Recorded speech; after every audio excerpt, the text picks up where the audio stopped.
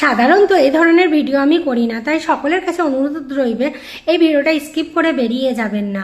তার আগে আমি বলি, আমার সকল ভারতবাসী ভাই বোনেদেরকে স্বাধীনতা দিবসের অনেক অনেক শুভেচ্ছা ও অভিনন্দন। আমি একজন মুসলিম ভারতীয় নারী, আমি ভারতবাসী, আমার গর্বিত আমি ভারতবাসী।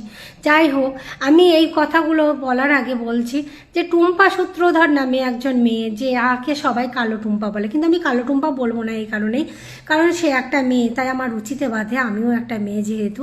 আচ্ছা টুম্পা, তোমার কাছে একটাই প্রশ্ন, সনাতনী আর জিহাদি বলে বলে কত টাকা ইনকাম করলে?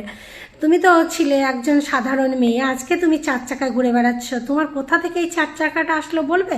সনাতনী আর জিহাদি এই বাক্য দুটো ব্যবহার করেই তুমি ইনকাম করে নিলে? আচ্ছা টুম্পা, সনাতনী জিহাদি বলে বলে যেভাবে মানুষকে উত্তেজিত করছো, একবার ভাবো তো, যে রাষ্ট্রের প্রধানমন্ত্রী হিন্দু, যে রাষ্ট্রের রাষ্ট্রপতি হিন্দু, যে রাষ্ট্রের ম্যাক্সিমাম মন্ত্রী হিন্দু, আমাদের পশ্চিমবঙ্গের মুখ্যমন্ত্রী, পুলিশ মন্ত্রী সবই হিন্দু, তাহলে হিন্দু ভাইরা তোমরা কোথায় বিপদে আছো?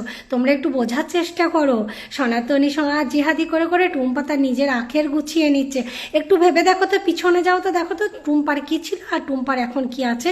টুম্পা কিন্তু প্রচুর চালাক, প্রচুর মানে মানে সেই বলে তুক্ষর বুদ্ধি। ওই সনাতনী হিন্দু করে করে না সবার মাথা চিবিয়ে খাচ্ছে আর নিজের আখের গোছাচ্ছে। টুম্পা কিসের চাকরি করে একটু বলে যাবে তো আমাকে?